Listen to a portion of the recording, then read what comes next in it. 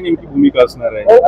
मराठा आरक्षणासंबंधाने आताच मला माननीय मनोज जरांगे पाटील यांच्या संबंधाने एक निवेदन, त्यांच्या मोर्चा संबंधाने त्यांचे समर्थक जे आहेत, मराठा समाजाचे कार्यकर्ते आहेत, त्यांनी दिलेलं आहे आणि त्याच्यामध्ये त्यांनी मुंबई चलो मुंबई अशी घोषणा केलेली आहे।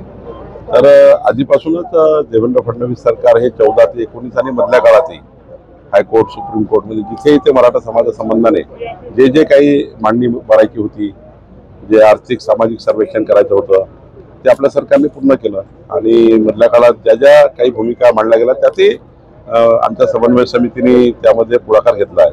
आता जे मुंबई चलो आंदोलन आहे त्यापूर्वी मी आज मला निवेदन माननीय मुख्यमंत्री मोदींना हे निवेदन देईल आणि निश्चितपणे त्यामध्ये काय पॉझिटिव्ह मार्क काढता येईल तो काढण्याचा आम्ही प्रयत्न करू।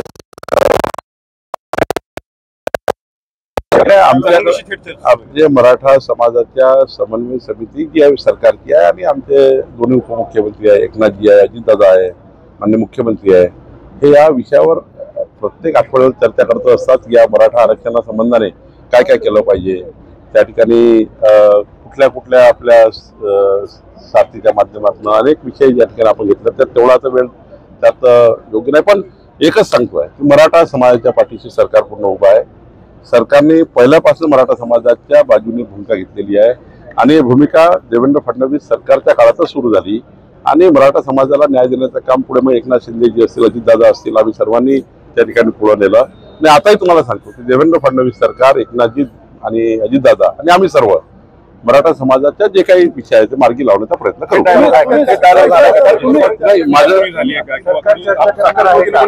आज मला त्याबद्दलची माहिती नाही आहे, मी गेल्यावर माननीय मुख्यमंत्र्यांना हा प्रस्ताव देईल।